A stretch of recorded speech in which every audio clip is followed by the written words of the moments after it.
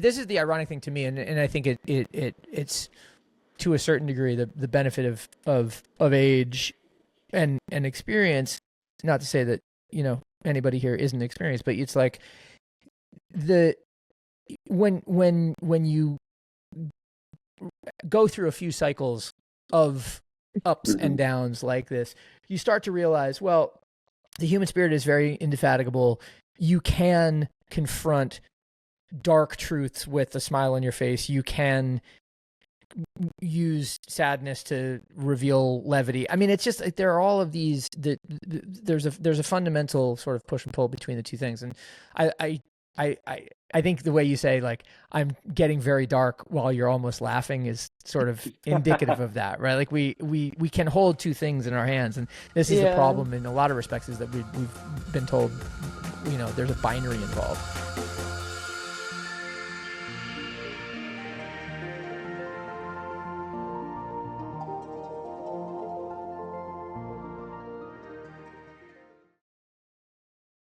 Okay, everybody. Hip replacement episode number 21. Kyle, we're legal. Yes. Now we can, legal in America. We were legal before in other countries. Having been barely legal until now. Yes. Now legal. Yes. Sorry, dad jokes. I apologize. Well, we're here with Rafa from the Copycat newsletter. How do we get here, please? So funny, well, I guess not funny story, but I feel like with a lot of the people that we have on this podcast, Rafa is a reader of the Trend Report and had reached out to me at some point, and we've sort of done some work together. Rafa's in London, originally from Brazil, our first Brazilian guest, which is very exciting. Oh, wow. Fantastic. Yeah. But when I was in London, we had a really fabulous lunch hangout, and it was like, I think we were like, oh yeah, it's just gonna be like an hour, like typical like business lunch. But I think we hung out for like almost 2 hours, if not longer. I remember you were getting like pulled back from the office, and we were like, okay, we're talking about this. And here we are. Rafa's an amazing like trend person, amazing just like thinker, and like super excited to have you on. Thank you so much. Excited to be here. Amazing. And this is also your first podcast, right? So you're continuing in it is not a consecutive streak, but we have a little bit of a streak of first time podcasters, which is exciting. Yeah. When you go on to become Scott Galloway, we will take credit, Also here. I would absolutely quote back to you guys. First time podcaster, lifelong yapper. Might just fit. We'll see what happens. Yeah. Perfect. You're designed for this. Well, so we typically start with like a kind of a Gen X story, so that old man shouting at clouds can get his angers out.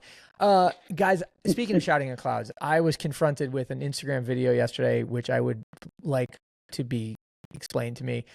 It starts off with if you ever fall out of a plane without a parachute, most people think you should land in water. Actually, that's the worst choice. And it goes on for a little while and explains why. And then it says, you should try to pick something soft, like the original tamale company's tamales. Yeah. And it becomes an ad for not even for like a Mexican chain, but like a single restaurant in Pacoima or whatever that. And I was just, I mean, like on the one hand, as a inveterate fan of the whole like school of ad busters and satire and whatever, like this is kind of genius. And on the other hand, I'm like, wow, brain rot has taken over small business now. I think is, but I was just a little shocked by this. Can someone explain, please? I mean, I've been seeing these everywhere, to be very honest, and it's kind of like it taps into either you do something ridiculously like attention seeking, or Gen Z are just gonna scroll past you. And with like oh my God, like you're falling from an airplane, like where do you land? It's just that idea of like, yeah, where do you land? Like you're starting with a question, we don't know the answer. And then it just ends up being like this, it builds up, and they're just like, you landed at the tamales place, and everyone's just like, oh, okay. There's a dumpling place here in London that they do these kinds of ads. Oh, really? And yeah, they do these very silly trends. There's one that is just like, oh, only my best friend can like stop my anger. And it's like one guy carrying another one when he like punches the wall.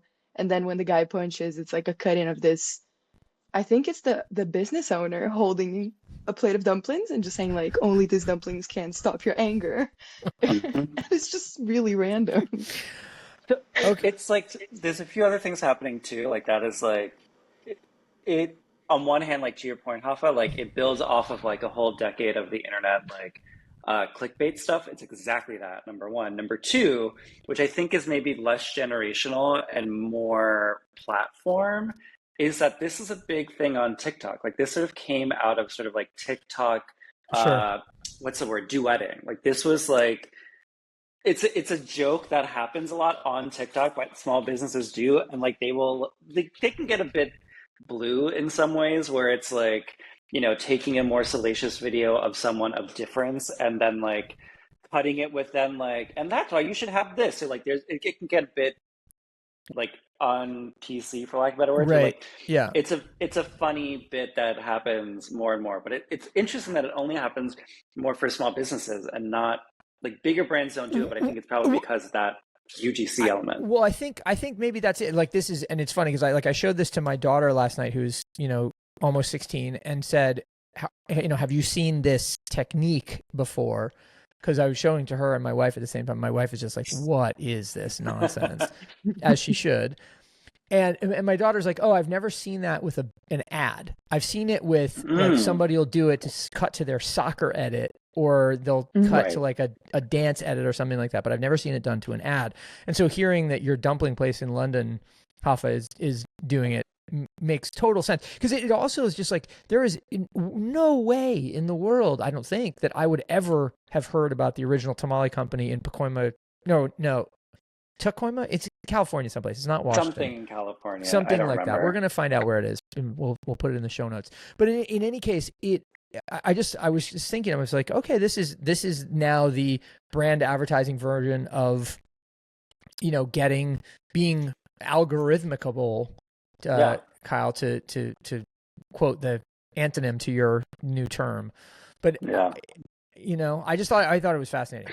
Where Although like is it good though? really quickly, Hafa, like you know a local place that's done it? I think like I've not been by a local Yeah. place that's done it. Like, did that actually get you to go there, or do you know anybody who's But gone there? that's exactly what I was about to say. I was like, guys, it's making me want to go there. Like, I You have Oh, no I should. want to idea. go. I've I want to never go for some been. tamales, absolutely, and the And dumplings as now, well. Yeah.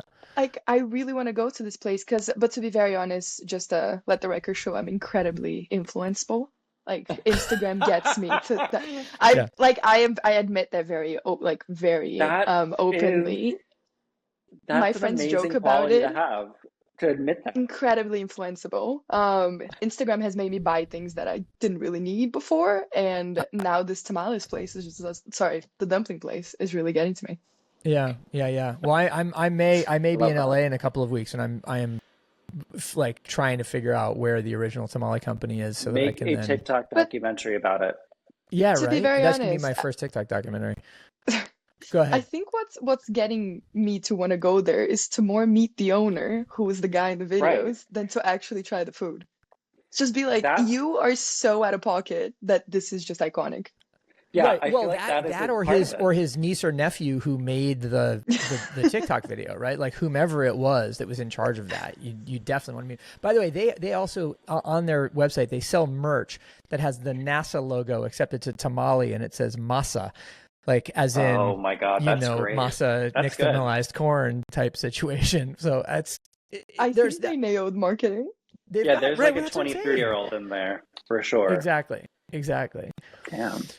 Anyway, I just it also makes me wonder, like to what extent, in the same way as chefs a few years ago had to, oh, I guess a decade ago now, had to change the way they were plating food and their recipes to make them more visual and more Instagrammable. I wonder to what extent now, every small business starts not with a customer service rep, but rather with a, social Hmm.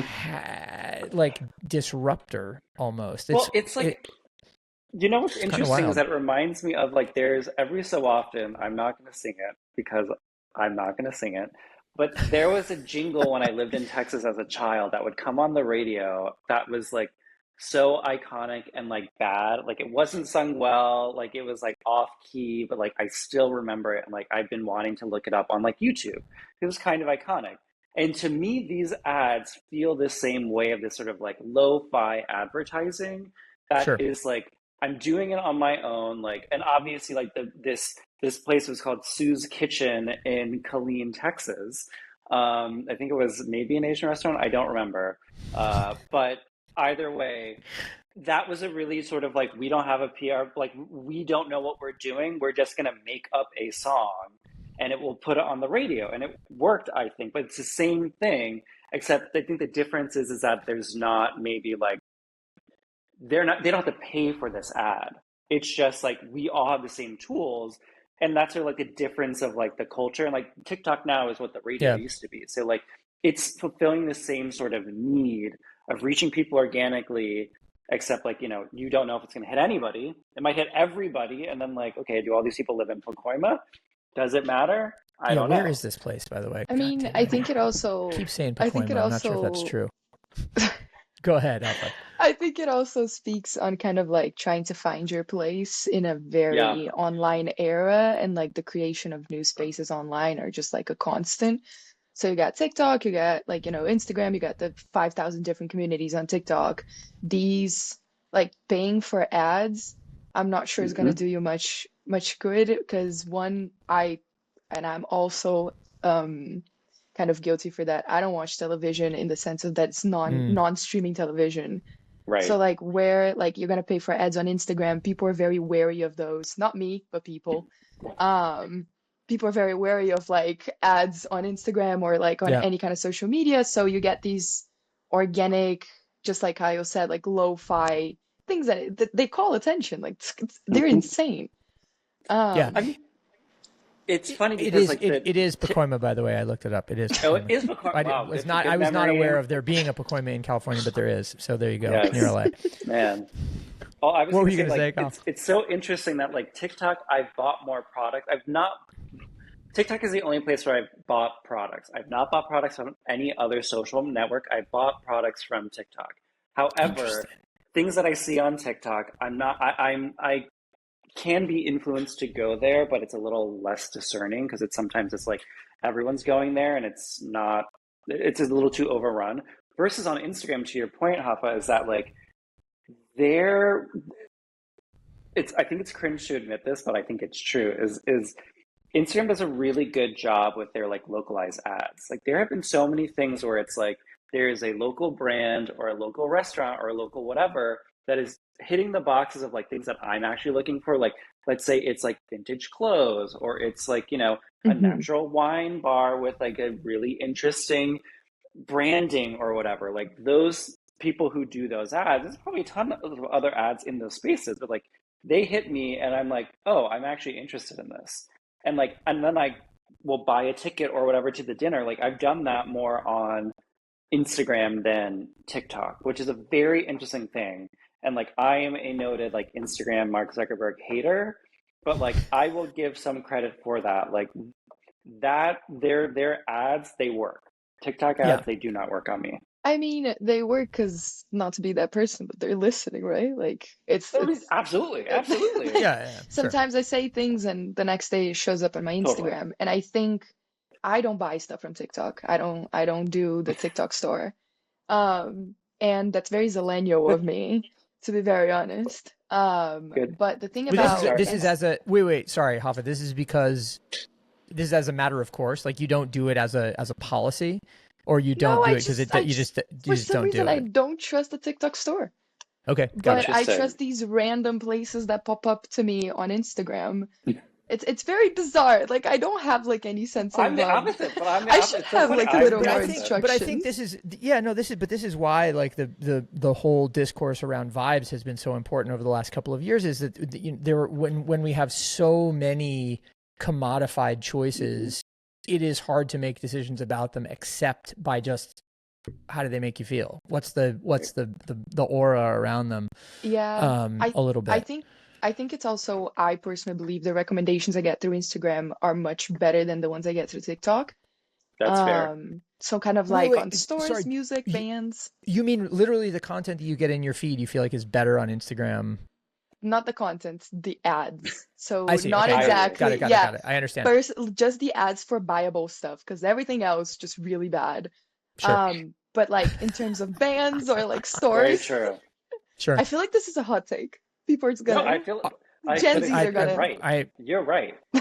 yeah, I mean, not to say that it's not a hot take, but I don't think there's anything like demonstrably false about it. It's just, No, you know, you're right. yeah. we are all experiencing our own filter bubbles in a way that is very visceral and also very hard to parse in a certain respect. Like, I'd also say why did this happen to me?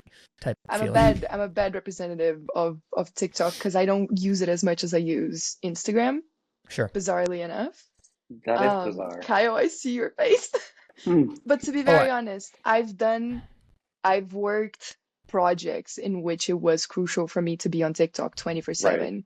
And it got to the point that once you made it work, once you made it actually not work like work girl, but like once you made it into work, Yeah, it just lost the fun. So totally. I am an Instagram Reels girl, which is just TikToks like 2, 3 weeks later. Right. Sure. That's Sure. so wild to me. Anyway, Well, okay. to each their own. That To each their own. that brings it, but that actually, I'm gonna sort of circle it back because it brings around to another story that the Atlantic published, I think, this morning, which was about how if young people are getting their news from TikTok or Reels or whatever, but this story was specifically about TikTok, like how trustworthy is the news? And it opens with the story of this TikToker who reads a Trump quote about the bombing of Iran from Truth Social and just reads the tweet, doesn't opine about it, whatever, simply like reads the tweet out, creates a TikTok video, but he does so within 9 minutes of the tweet going out. And in doing so, then gains this sort of edge over traditional broadcast media. He then follows up with 9 more posts about the report pulled from other sources later, so that he's offering a sort of a real-time, almost live stream kind of take on what's happening. I don't think the story goes on to editorialize about whether this is the right way or the wrong way for him to do it, but rather just the like, if this is the and you said yourself, Hafa, you don't get things through television other than streaming. Like, if this is the way people are assuming news, what are the things that work and don't work about that? From my standpoint as an old guy, and as someone who's worked in news, well, not specifically in news organizations, but in adjacent to news organizations, knowing how much the subjective comes into them anyway, I don't know that I necessarily find fault here, but I wonder if you guys have a less jaundiced view about it. Yeah. I have a lot of thoughts on this. Yeah, me too. You go up. You're up first, unless you want me to go. Thank you very much. I personally, I get news online most of the times. I don't watch news live. Sure. I'm one of those people that I do want to keep myself informed, and yet I feel very depressed when I keep myself informed. And you get into this cycle of kind of like, is it like, I remember when I was a kid, I was back in Brazil, we used to sit down as a family, we'd watch the news for like an hour. Wow. And yeah, it was like I love global that. news. Sorry guys, I might be too young, I might be remembering wrong, but it was like a very long. Well, no, to me, I immediately, and we'll let you go in a second, but it immediately calls into question, like, did you come from a family of academics, or is that like a Brazilian No, tradition? I'm surprised to hear thing. that. It's surprising to me. This is all. Because you basically have like global news, which is the biggest news, and you watch news, and then right after it has the novellas, and then everyone is just sitting ready to go. I got you. So you watch the news, and then you get some really fun content. And I have to say, I much prefer this style of news in which is very what I would call independent research. You get these bursts of information from TikTok, from Instagram. I don't use X, but I know that, X, Twitter, I'll always call it Twitter. Me too. Twitter has its own kind of news people. And then it is very up to you to be the researcher of that. So you get these like 9-second clips.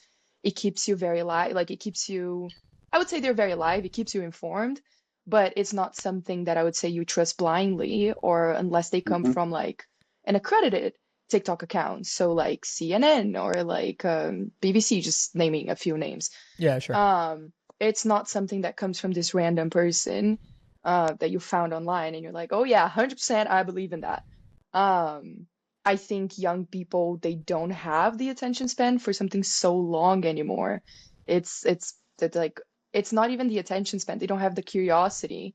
Hmm. It has to be fast and it has to be like very attention grabbing for you to watch it, and then people start retaining information from that. So Sure. the I would say the easiest and most effective way for me personally is social media, because I will watch something too long and I'll just get bored and I won't retain any information. Hmm. Well, so. Kyle, I want you to jump in, but I will just say, Hafa, what strikes me about what you just said is that you because of the frequency and because of the length of the content, you ingest the information at a high level, but don't necessarily assign a degree of trust to it because it is non-verifiable. You just sort of take it as a data point and then presumably Yeah, do your own pattern yeah. recognition. An example, If that's well, sorry, just if that's the way that young people consume news, then I am super fine with that because it means that they're actually applying a degree of analysis Hmm. to it. It's Yeah, the yeah, blind acceptance of it that worries me a little bit. totally. What were you going to say, yeah. Rafa? What was your I was gonna example? say I can't speak for all young people out there. I Of course. just talking from my experience and what I believe. My example is I recently got a video online from this random creator saying like ChatGPT try to escape. I don't know if you guys saw this. It was Probably. literally like someone they were saying like ChatGPT tried to escape because they said they were going to shut it down. So we tried to jump into another server without anyone noticing. And I was like, that is terrifying. Because it terrifies me, I will go verify if this is true. Yeah. Right. I Sure. couldn't verify if this is true, but I still think it's a very amusing story. Yeah. I did verify it. I think it is true, but I Okay. don't think it's as big of a deal as It the sounded TikTok, horrendous. Instagram. Yeah, it's not as big of a deal as people wanted it to sound, but like I think it was true. As Great as as clickbait. is the case as is the case with AI generally speaking. Totally, totally. But I think that like that's I am with you, Hafa. Like I I like to think I have a good diverse media diet, but I do think a lot of the diet sort of starts from or is really informed by what's coming from social, particularly on TikTok and Twitter. And like a lot of that is like I will save a lot of things to then sort of like verify. And like sometimes, look, something falls through the crack and like I will put it in the trend report and I didn't verify it. And like that rarely happens anymore. But like there have been points where I put something in and then I'm like a week later, I'm like, that was a lie.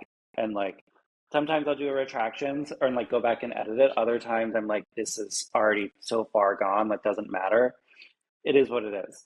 Which is also again sort of part of the story in a way of these things sort of like the lie becoming a story and like look, I'm not saying that like, oh, that puts you off the hook, but like that is a part of reality now.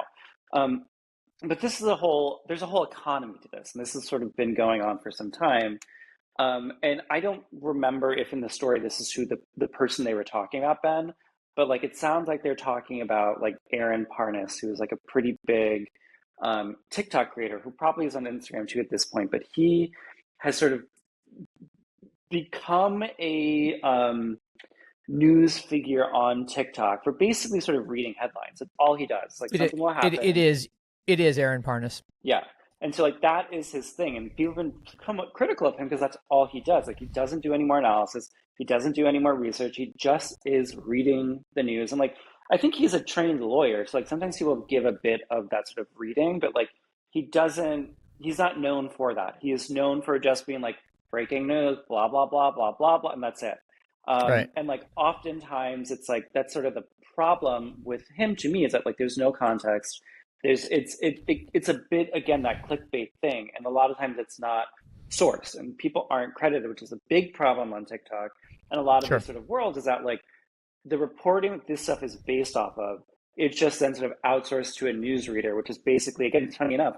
Like the other thing we are talking about was reinventing like radio jingles. It's just reinventing like local news in a way, but Yeah. like and local news wasn't necessarily like citing sources, but like hypothetically, the local anchor and the team was the one breaking a local story. This is not that. That's sort of all Right. removed. But there's like, Yeah. you know, there is a lot of conversation about this because there's a lot of in-house creators for publications who've also become a thing. The famous one is Dave Jorgensen of Washington Post, who recently left after like really establishing their whole TikTok presence and whatever, and now he's starting his own like news media company, which like that'll be interesting if it sort of takes off on its own. I feel like it's gonna recreate the mid 2010s like new news era, like things like Attention and Now This and all that sort of stuff. Like it's just recreating that, like it's nothing new. But I do think the new element of it is that sort of like brief, quick, sometimes fun, sometimes a bit conversational, tabloidy news. Like that's how you end up with someone like Candace Owens being so popular. But then also like the other side of that, this sort of industry insider who then is also doing a news tape too, becoming a figure as well. Like honestly, in a lot of ways, that is where people like, you know, probably you and I, Ben, are like coming into this as well as being like a somewhat expert voice who is sharing news, who may not be breaking the story in a lot of ways, but is sort of like offering some takes and offering intel, sometimes interviewing people, sometimes whatever. Like, yeah, it's like, we know this, like it's all a response to there being too much information out there and you needing a sort of like shepherd to take you through it, which is amazing, but also like, oh my God. I think it's also thinking, when do these people consume the news? It's usually going to work, it is coming back from work, yeah, it is pockets of time. So the more the better, and it has to be fast, it has to be very efficient, and it has to be straight to the point. I completely agree with Kyle that the reason I do the independent research is mainly like, one, I don't want to be that person telling people things and then they come back and they're like, what the hell was that? But also you just hear a guy reading a headline that showed up on my iMessage, like I forgot, iNews, on my phone, and I'm just like, well, I could have read that. Like, what else? Which it kind of like is why I'm so in love with Substack. I've been in love with Substack for the past like year or so, and I've read a lot of things there that is just like, is Substack the new kind of like fiction space and stuff like that. But it also is where a lot of people like you guys that kind of write about culture and offer a perspective on culture from a specific expertise come in. Yeah.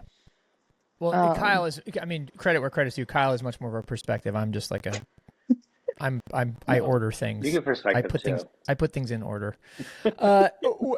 Okay. So, but I mean, I think that actually gets to to another thing. There's this, speaking of balanced media diets, one of the places that I get, let's call it the center right view from this, is called the American Enterprise Institute. And they put out something today that was about what's called the expertise upheaval.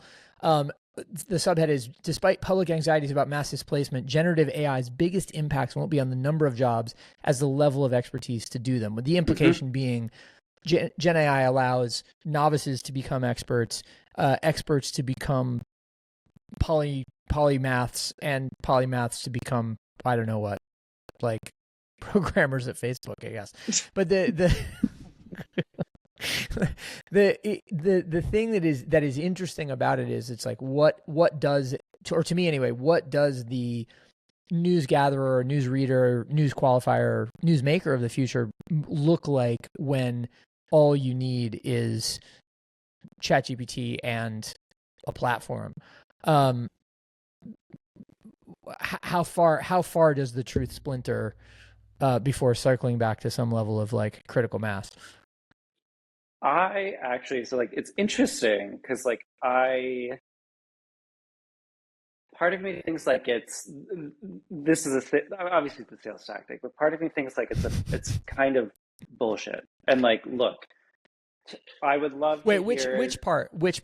The part about like this sort of like, everybody sort of like anybody becomes an expert now, like that, sure. And like then sort of like that building thing. It's like, I like that in theory, but like I am a like staunch anti-AI. I do not use AI. And like, if for that idea to be true, and like, look, I'm not trying to like blow smoke up my own ass or whatever, but like, until there is a moment where like there is somebody who is,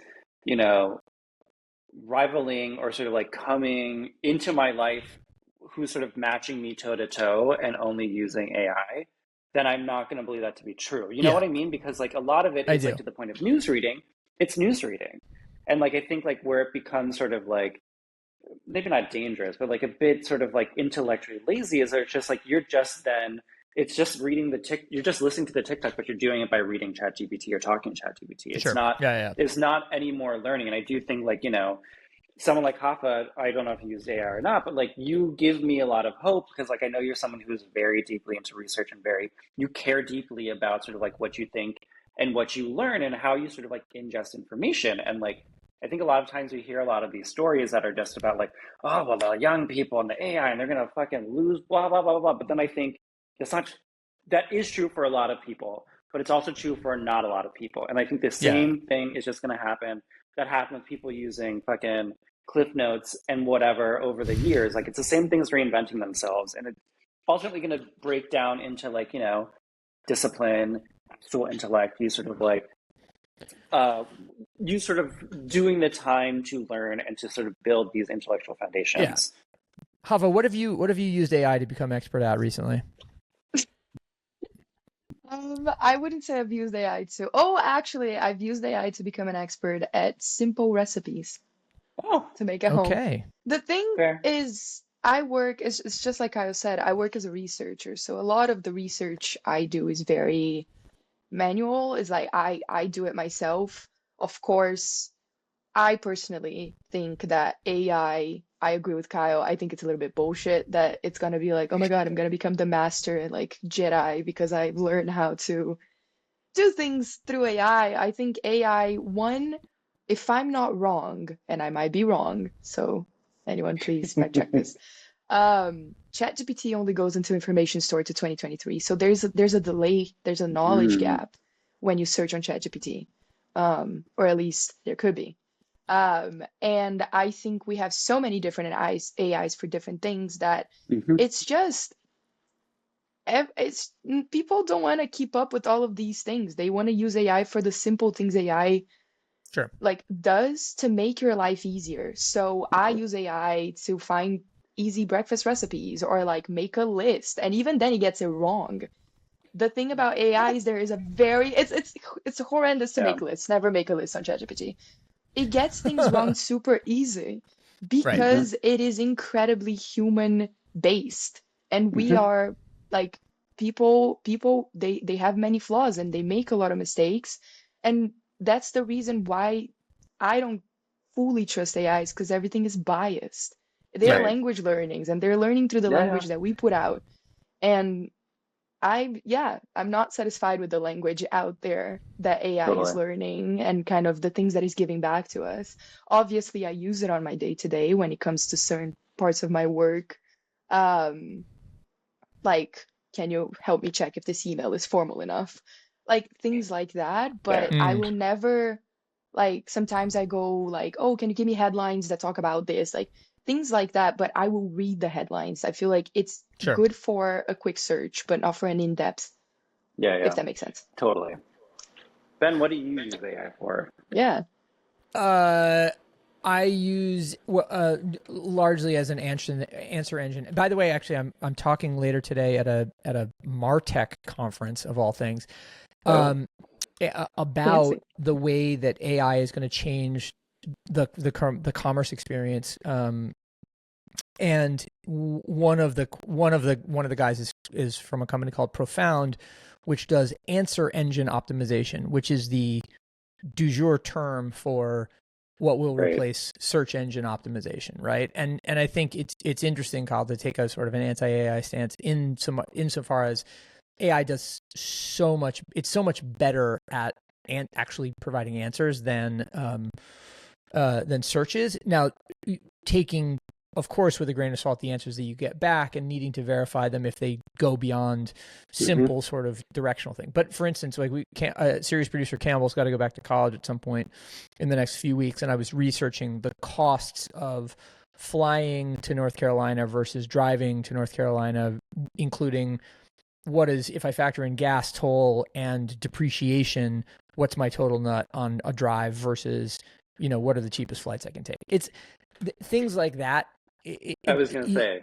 It doesn't necessarily even inform what decision I make, but it gives me the data set to make decisions around. Something like that makes sense. It's the same thing as like, Hafa using it to make food. And like, look, I haven't done any of it, but I am thinking about doing it again. It's like, I have used it as like a personal trainer. Like, how should I change my, workout routine to work on XYZ parts of your body, which like that I think is like, okay, fine to do. But like, I think it's the as long whole, as you're not using it for your brain. Right, exactly. Like, you can't make your brain stronger with it. No, not. Sorry, I don't. Dad joke. Yeah, I mean, you also have to think that AI is kind of hidden into a lot of things that we use on a daily. Yeah, absolutely. So like, there's also that part of like when you Google something, first things that show up, AI, like it goes into the Gemini thingy, and then kind of the rest of the search. I think a lot of the times when I think about how I use AI, when people ask me about AI, it is very much so language learning models like ChatGPT, Claude, Gemini, like those different ones that people use it as therapists. They use it as best friends. Like there's a wild humanization of AI recently that it's kind of, I don't think they're going to become masters. I think they might get to a place of just becoming humanoids. I was recently at a trends event that they were saying that neo-animism was on the rise specifically for AI. Like in Japan, they're developing AI companions. Like they have faces, they have human features. And yeah, I feel like instead of becoming like a master of your craft or becoming a place where you get like this infinite rare knowledge, it's just gonna become more person-like. Yeah. Well, okay, so that's a good take. Sorry. No. First of all, like neo-animism as term of the day, awesome. Mm-hmm. That gives us a whole rabbit hole to go down into subsequently. But the other, what as you were talking, Hafa, it reminded me of a story that you shared about the new James Gunn's Superman, which, interestingly enough, series producer Campbell went to see with his couple of his friends last night. So I heard a little bit about it. But this notion, the story that you said, this idea of in an era of Gen Z feeling incredibly discouraged and lost, it feels truly like a hopeful story that we needed. And that this is a moment where, young people in particular need the sort of sense of like a crusading hero on their behalf. On the other hand, what the movie is, has everybody seen the movie? Yeah. No. Oh, okay. So, it is not a spoiler to say the fundamental conflict in it is animated, no pun intended, by this kind of neo-animist creation of Lex Luthor's that fights Superman, and that is informed by definitely some sort of mixology of machine learning, computer intelligence, CRISPR style DNA manipulation, et cetera, et cetera, et cetera. See the movie, you'll understand more. But it is interesting in the ways in which those technologies are shown to be fallible in the face of essentially like goodwill and altruism, I guess is the way to say it. And it's not the first one. You also have the latest Mission Impossible, where the biggest like villain was this AI machine taking over nuclear weapons. Like it's becoming to a point that I think we are like Gen Z are feeling inherently very lost, and like the doom scrolling was a thing a while ago. It's still not better. We are highly affected by news, and I say we because I'm Gen Z-ish. And I'm 98, I count, and I'm just like right there in the beginning. That's very Gen Z. That's very close enough. And it's just I got carded for beer yesterday, so that's my Gen Z story. Other Gen Z? No, anyway, go ahead. A Gen Z in spirit. And I think we're just becoming very like it feels like things are so out of control and everything is just there all the time that you saw like last year we saw this massive rise in crafts. So people disconnecting wanted to go back to kind of manual stuff. Sure. There is this idea that we don't know what to do with all this information. Like we're getting bombarded too much with bad news, wars, like hatred all the time. There's something like someone hacked like something on X. I completely forgot about like what's the name, but Oh, they the T hacked it, app? and yeah, I think so. Yeah, That there yeah. was a very hateful discourse happening, Hmm. and it's an account that just replies to people with very hateful discourse, basically. So it's just there's apparently it feels like there's no good news. And Sure. Right. I do share the sentiment that I just don't think that there's a hero that can save everyone. There's no longer like one persona or this one identity or this one thing that we all put our belief as a humanity to Hmm. make things better. And it feels like at this point, like seeing these superhero movies, like I saw Superman and I actually left the cinema feeling a little bit hopeful. No, that's I was good. like, this kind of Mission warmed my accomplished. heart. Like, and it's been a while since I saw something that I was just like, this makes me feel like maybe it's not gonna be all bad. Yeah. Amidst horrible orange politicians and just kind of like not to name Right. names, but Yeah. it's just like you don't see a unification of purpose, and I think we're very polarized, we're very divided, and then comes in this new Superman that, some people really hate, and we all Hmm. know what kinds of people Right. really hate him, that he represents just really what Superman truly embodies, which is justice for all. It is saving the people that can't save themselves. It is not Yeah. picking sides. It is just doing right by humans. Hmm. Um, and it is completely apolitical. I mean, the movie is very political, but Superman as a figure embodies this, Hmm. like, he doesn't have a politics. He doesn't, for him, it's very Not in black the and not in the whitish. right versus left sort of way Exactly. we Like think for of it. him, Yeah. Right. the only politics for him is this is right, this is wrong. These are Right. people, like he saves a squirrel in the movie. Like there's a little squirrel and he just swoops in and saves the squirrel because that's a life. And I think that is very inspiring to see in an era in which we got, religion breeding war, breeding hatred, and it's just no one is in it Sure. together. And it just feels like there's a lot being left on the shoulders of young people to fix Hmm. like a massive thing that it just feels unfixable. Sorry, I'm very depressing right now. No, Um, I wouldn't. But but you're doing. I mean, this is the ironic thing to me, and I think it's to a certain degree the benefit of age and experience. Not to say that anybody here isn't experienced, but it's like the when you go through a few cycles of ups Hmm. and downs like this, you start to realize, well, the human spirit is very indefatigable. You can confront dark truths with a smile on your face. You can use sadness to reveal levity. I mean, it's just like there are all of these. There's a fundamental sort of push and pull between the two things, and I I I think the way you say like I'm getting very dark while you're almost laughing is sort of indicative of that, right? Like we can hold two things in our hands, and this is the yeah, problem in a lot of respects is that we've been told there's a binary involved, which is yeah, and it's it, what it, this it what is this a discussion is supposed to explode a little bit. Sorry, go ahead. yeah, and so just to tie it back to kind of like the AI point, like it was shocking when I first saw the villain, and I was like, this was one of the best villains I've seen in a while. I'm really excited about villains in general. I love them. And the fact that he treats kind of Superman as like a game, because basically what's happening is that he's giving out commands like a video game. He's like, Yeah, yeah. oh, 13L, and then he clicks a button and is a move. And he uses kind of like DNA and a lot of studying of Superman to predict his moves. I thought that was a very well crafted villain. Yeah. And it is a rebirth for DC. Like this, I could talk about Yeah, yeah. superheroes all day.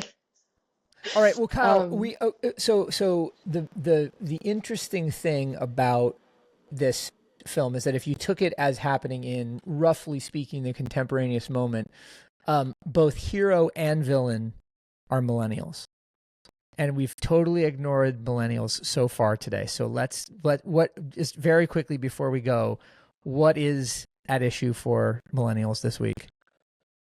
Well, I mean, it's funny you say that because, like, I guess David Cornsweet and what's his name, Nicholas Holt. I think they're how old? Are they? Early 30s, I think. Yeah, I mean, Mid. let's ignore the actors for a second. Just the characters just Okay, based on there's their life experience, would be in their early 30s, I would say. okay, sure. Late, okay, that's very interesting. Okay, go millennials, I guess.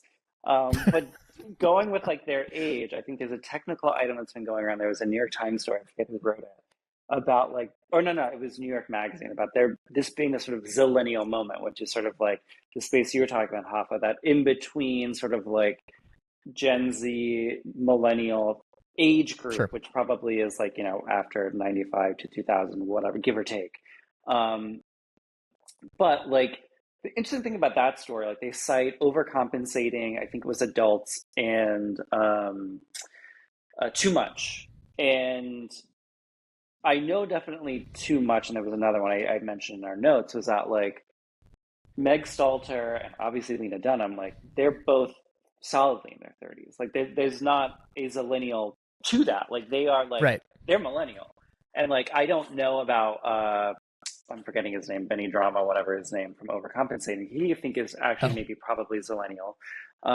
But like this sort of idea or feeling of that space, like it's still funny to me that it ultimately dovetails back into millennial. And like, it's not actually zillennial. It actually is just millennial. And like, that to me is such a fascinating thing. Like, obviously this one's a bit like give or take, but like even to the point of Superman, is that like they weren't on the cusp. Like they, both the actors, maybe if they were in their younger 30s, playing people in their older 30s, like that is still solidly millennial. And like, I don't think that like, not that that gets enough credit, but like it's just funny that that becomes such like a wiggly space or wiggly generation. Well, I mean, it illustrates to a certain degree the sort of fundamental illogic of the construct of generations in the first place, right? Because what we're really talking about is like the mindsets or psychographs. Well, the question I was going to say is that, like, I mean, I'm assuming, Ben, you've seen it too, but like, was there anything specifically, like, not like let me eat my avocado toast, or like, was there anything specifically millennial about Lex Luthor and Superman? Like, was there any other traits that were sort of like specific to the generation, or was just they're in their 30s, which is different? I would say the fact that Superman gets really bummed out, because basically this is a bit of a spoiler. So this is a bit of a spoiler. Okay. But there is Lex Luthor has this army of trained monkeys on Twitter sharing I think it's called #shitman. And it really bums him out. It really bums him out. He gets really stressed out over being bullied on the internet. While I think Gen Z nowadays just make a joke out of everything, kind of like how Ben was saying, like you have Gen Z are very like, we laugh so we don't cry. I think millennials, which is like, he was really sad. And it humanizes him a lot, but it was really funny to see. That's funny. I would say that's very... Oh yeah, it was super shit. Series producer Campbell with the assist there. Thank you for that. Yeah, I don't know. I mean, if I put a great deal of stock into any of the sort of stereotypes that have been attached to any generation, but millennials in particular, like Lex Luthor's complete and total entitlement, and maybe that would be the signifier. Oh my God. You're digging up the skeletons of stereotypes. Like I said. In any case, I thought it was funny, and I like the fact that I didn't think it was an outstanding movie, but I did think it was cute, and I did think it was entertaining, and I do appreciate the a discourse being started around it that isn't about total victimization and woe is me sort of identity politics. Hey, maybe very millennial. Maybe a very millennial quality of it is that it was woke and it was a bit wholesome, and like it offered some hope. Like I think a lot of those sort of qualities that we're talking about the movie, or that people are talking about, are very millennial qualities. So I would say also the dog being a massive plot point. Oh yeah, that's millennial. That is very that is very fair. what was it called? That's what I don't know what the word you're searching for. Rafa, It was Dog? there's like a no there's this I think it's called a dinkwad. No, it's yeah, a Oh, dual yeah, income, yeah. no kids with a dog. Yeah, Jinkwad, Um, yeah. Yep. that's Okay. very millennial. The fact that crypto was Yes. like a massive plot point in there. It's so funny you should mention that because crypto, of course, is not explained in any way at all, like how the dog got superpowers. Just no origin story whatsoever. Zero. Yeah, and the but that is so funny. It's like I think about riding around and seeing all of the millennial targeted ads here in northern Brooklyn, and they're all about cat dads and how Bark is now owned by dogs. You're right. That's very Yeah, millennial it's coded. very Hadn't It millennial. thought of is. that. You're right. All right. Well, Very listen, funny. that actually brings us, I think, to a good point to wrap it. You know, Hava, I would say you have self-diagnosed as a yapper correctly. This has been fun. You've fallen into your first podcast very naturally, and Thank you know, you. we'll see you back in many formats and many occasions in the future, I would imagine. But Mhm. where do people find you in the meantime while we're waiting for your return to podcasting? You know, while I take my hiatus from podcasting, you can find me at Copycat at Substack. Okay. So I just started. There's a few posts out already, but it's just a really cool space where I get to do some culture analysis, some trend like spotting and stuff like that. Okay. Is there any sort of cool Gen Z spelling, or is it just copycat as you would It's just imagine? copycat. It's the idea that trends are cyclical, so we're all just tracking the same thing. So we're all just copying each other. So it's just copycat. By the Very way, true. hold on. I'm going to show you guys something which our off-camera listeners will not get the benefit of seeing, but I want to show you. I found something. Okay. Do you know what No I idea also what this assume is is. going to be very millennial? Pedro Bonus- Pascal, no, Fantastic Four. Oh, yeah. That's a good point. That's fair. I think I found the quintessential indie sleaze document. What do you mean? Is it a Sky Ferreira album cover? Oh no! Oh my God! That's maybe even worse. Yeah. Wow. It is a book about the UT T-shirt program, photographed by Terry Richardson My God. in 2005 or so, but featuring, let's see here. I'm just scrolling through it for those that are not watching, but it is like the styling could not be more indie sleaze. This is the definition. Oh, sorry. It is.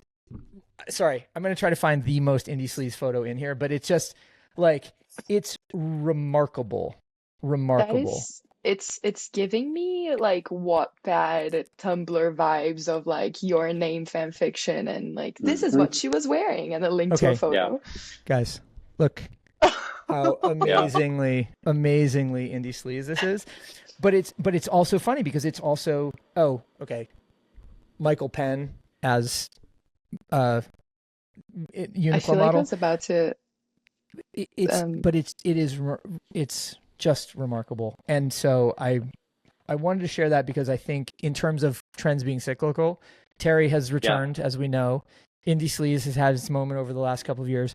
Branded publications and books, and then of course Uniqlo has been, persistent throughout in ways that are very different. Anyway, I don't know how I came to get this. I just like free stuff, so I probably took it at some point. But there's a trend. There's a trend, Hafa, to dig back into. I will definitely keep an eye on that. 'Cause, And if anybody you wants to to buy know. that off me, if anybody from Idea Books or like Climax Books is listening and wants to buy that off me, hit me up with your offer. Amazing. All right, everybody. This has been Hip Replacement, episode number 21 with Hafa from the Copycat newsletter. We are back here every Monday, so come and listen to us. Well, actually, we're live every Tuesday. We record Mondays, live Tuesdays. So come back and see us again. But Hafa, thank you so much for joining us, Kyle. Great to see you. Have fun in Copenhagen. And Good seeing you. thank you. looking forward to our next conversation. Yeah. All right, y'all. Thanks, y'all. Bye. Thank you.